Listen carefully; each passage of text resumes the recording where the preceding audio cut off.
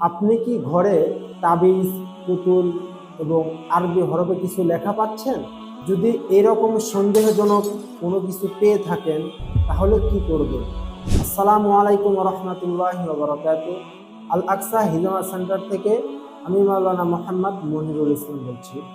আমার কাছে যারা রুকুইয়া করতে আসেন তারা অনেকেই আমাকে অভিযোগ করেন যে তারা ঘরে অনেক সন্দেহজনক বস্তু পাচ্ছে, যেমন বালিশ বা বিছানার চাদরের নিচে তাবিজ পাচ্ছে। অনেক সময় পাথর বা ভারী কোনো জিনিস দিয়ে চাপা দেওয়া অবস্থায় তাবিজ পাচ্ছেন।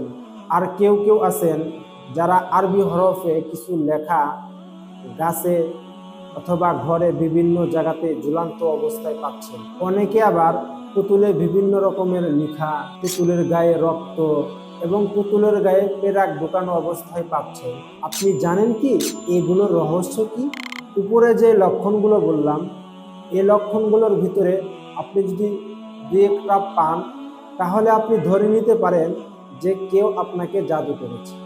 সাধারণত দুষ্ট লোকেরা অন্যের ক্ষতি করার জন্য এই সমস্ত জাদু করে থাকে।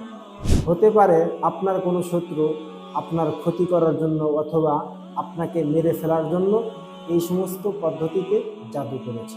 যদি আপনি এই ধরনের লক্ষণসমূহ পেয়ে থাকেন তাহলে অতি দ্রুত আল আকসা হিজামা সেন্টারে সে সমস্ত পুতুল অথবা তাবিজ নিয়ে চলে আসুন।